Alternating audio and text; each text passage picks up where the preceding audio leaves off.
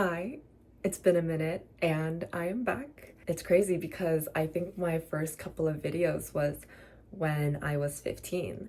So those are privated now, but that means it's been like a decade since I first kind of actively started posting on this channel. We're gonna start off with 25 things I learned in 25 years. 1. Starting and showing up is the hardest part. We like to just constantly think in our heads and think and think, and all you need to do is just act and start somewhere. That kind of leads into number 2. 30% is better than 0%.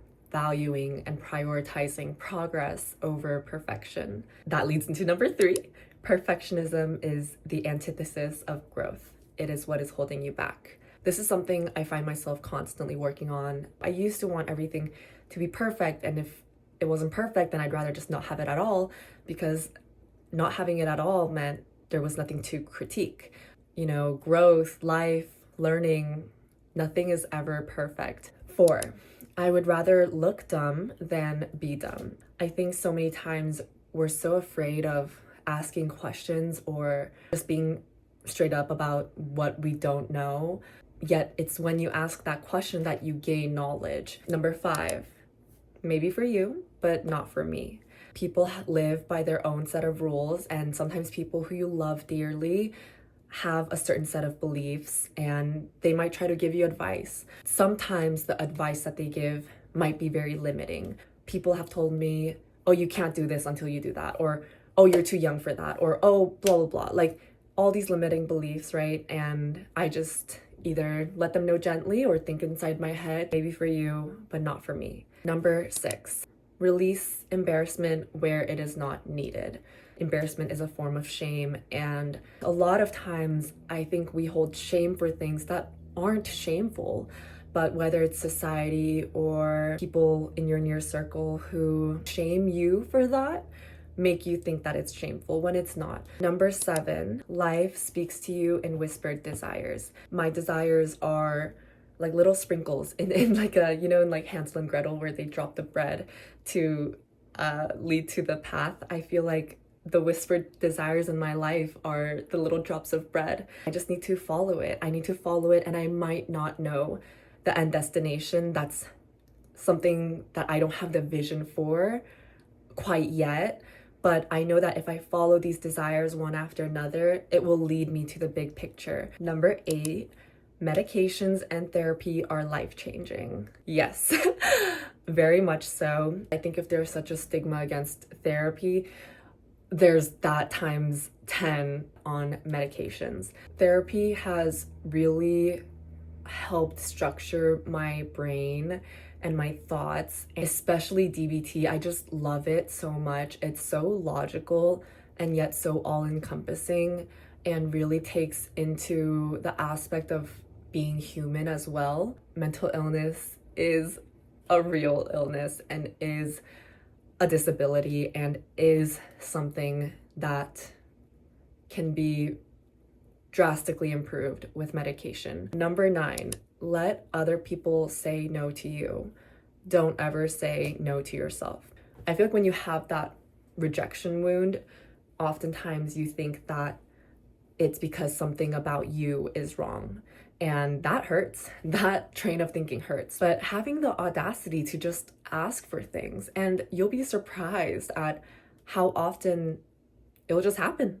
Number 10, the smallest change can have ripple effects on the rest of your life. Even 1% difference, 1% growth, 1% of a change can take you so far. Number 11, instead of trying not to be obsessive, be obsessive about the right things. Instead of thinking there's something wrong with you, you can just play into your strengths. Number 12, vulnerability is a strength.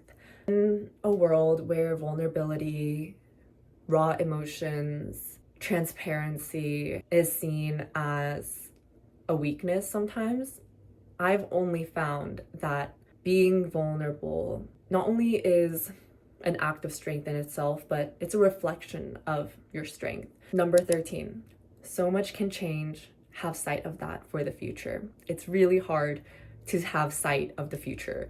to think that not only can things change, but things can change very drastically, and you could be living a life you didn't even know was possible. Number 14, there is no right or wrong decision. Number 15, allowing myself to feel anger. Anger was an emotion I wasn't always very comfortable with.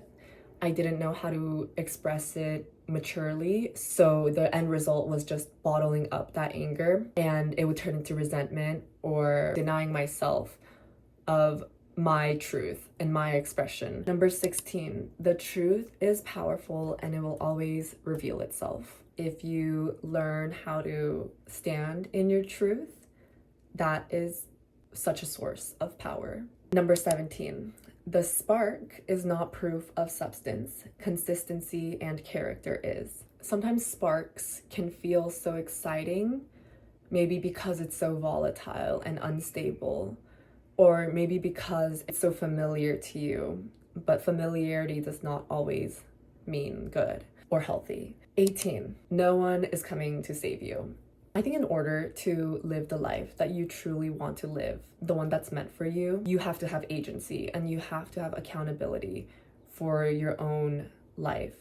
And I think if you just kind of sit there like damsel in distress, I don't know, wanting someone to give you the excitement of life or show you all the ropes, I think you're gonna miss out on a lot. Number 18, living within your means is freedom. It feels so much better on my nervous system than in the past when I would overextend myself and try to do all these different things when I frankly didn't have the resources for it. And being responsible, I am able to be so much more present on the things that I do indulge in or the things that I do have. 20, the hunger inside of you that wants more is not greed, it is life. Number 21, my brain is better suited for offline connections. As of this year, I stopped dating apps, deactivated my Instagram. It's not forever, but it is definitely committed till December. I am still pretty active on TikTok and obviously now YouTube. But in terms of like being up to date on everything that everyone else is up to, and just a lot. Number 22, being single is such a unique position to be in. And it is just as much a gift as being in a relationship is. I think when you're dating someone, naturally there's a lot of your time and energy goes into that person and your relationship.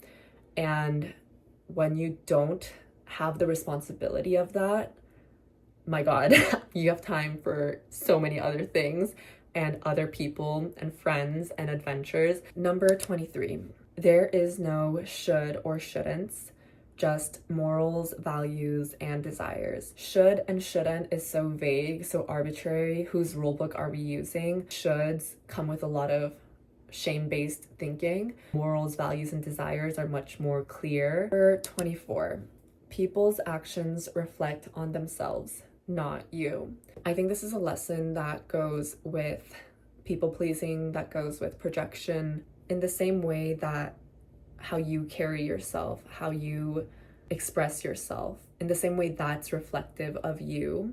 Other people are responsible for themselves. It is not your responsibility to cater to them, to walk around eggshells. And number 25, aging is beautiful, a privilege. I think in this day and age when a lot of our products is like anti-aging and how to look younger and Botox and filler, and there's such an obsession with maintaining youth when true gold is getting to age. Every year I feel like I'm becoming a better person, a better version of myself. I'm learning more, I'm facing more fears, I'm experiencing new things. I'm so excited to get as old as I will be.